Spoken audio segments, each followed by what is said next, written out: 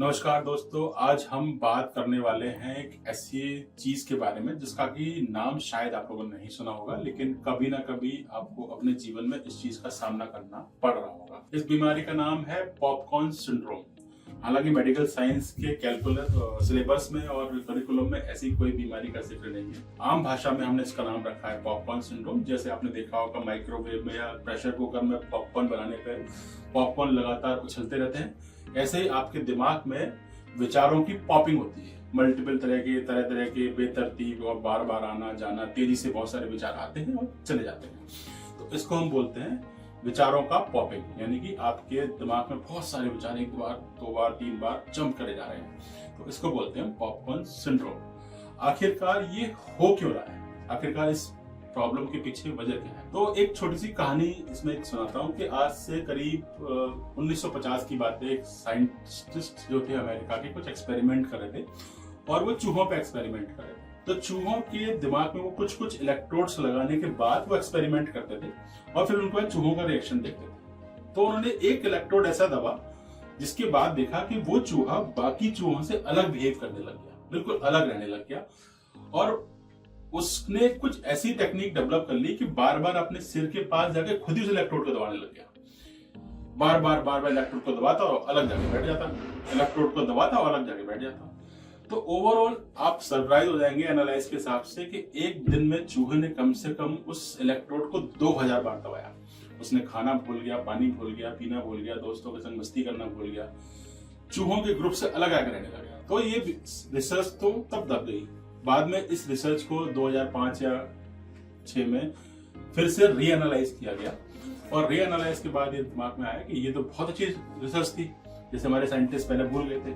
तो इस रिसर्च को नाम दिया गया पॉपकॉर्न सिंड्रोम। आजकल हमारे आसपास हम जैसे लोग भी कुछ चूहे बने हुए हैं जो बार बार जाके उस लीवर को दबाते हैं बिना बात के उसको प्रेस करते हैं और हम दूसरों से अलग होते जा रहे हैं।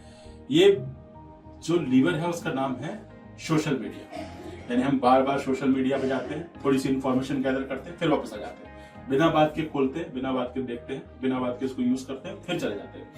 तो इस तरह से आप देख रहे होंगे, आप 4 दोस्त, 5 दोस्त या 5 फैमिली मेंबर बैठे हुए हैं और इसमें 2 लोग फोन पे लगे हुए हैं, वो फोन देख रहे हैं। उनको मतलब ही नहीं है कि इस कन्वर्सेशन का हिस्सा बने या आसपास के लोगों से बातचीत करें, वो हमेशा फोन में लगे हुए हैं। तो ये वही लीवर है जो उस चूहा अपने आप जाके दबा रहा था।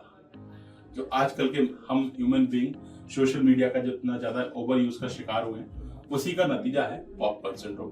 अब पॉपकॉर्न सिंड्रोम के पीछे वजह क्या है? तो इसके पीछे वजह है एक्सेसिव स्ट्रेस, ज्यादा इमोशनल तनाव में रहना, इसके अलावा ओवर थिंकिंग करना, नींद ना आना। इसका एक मुख्य कारण है इंफॉर्मेशन की ज्यादा मात्रा में मिल जाना, यानी कि इंफॉर्मेशन ओवरलोड। आज के तारीख में सोशल मीडिया पे जाइए और आपको इंफॉर्मेशन का भंडार मिलेगा। हमारा ब्रेन क्या उस पूरी इंफॉर्मेशन को एब्जॉर्ब कर पा रहा है? क्या हमारा ब्रेन उस पूरी इंफॉर्मेशन को डाइजेस्ट कर पा रहा है? नहीं। इसकी वजह से हमारा दिमाग विचारों की पॉपिंग कर रहा है। इसके अलावा बोरियत भी एक बहुत मुख्य कारण है कि आपके दिमाग में विचार आते रहेंगे। और इसका एक मुख्य कारण यह भी हो सकता है कि आपको शायद नींद ना आने की समस्या भी है। तो अल्टीमेटली ये सारे मेजर कारण बनते हैं इस पॉपकॉर्न सिंड्रोम के। सिम्टम्स क्या है? सिम्टम्स ये है कि आप छोटी छोटी बातों पर चिड़चिड़ापन महसूस करेंगे, आप ओवर थिंकिंग में रहेंगे, आपको डिफिकल्टी इन स्लीप होगा, यानी कि आपको नींद आने में समस्या रहेगी, आप लोगों के साथ इंटरेक्शन नहीं करेंगे, आइसोलेशन में जाना पसंद करेंगे और किसी ना किसी चीज में आपका मन नहीं लगेगा। तो ये इसके मेजर सिम्टम्स हैं। अब मुद्दा ये है कि ये इस बीमारी से हम बचे कैसे, हम इस बीमारी से कैसे बच सकते हैं, ये एक बहुत बड़ी समस्या है। तो इस बीमारी के लिए सबसे अच्छा तरीका है कि आप कोशिश करें सोने से पहले 2-3 घंटे पहले आप किसी भी गैजेट का इस्तेमाल ना करें। शांत या लाइट म्यूजिक सुने या फिर कोई अच्छी सी किताब पढ़ें।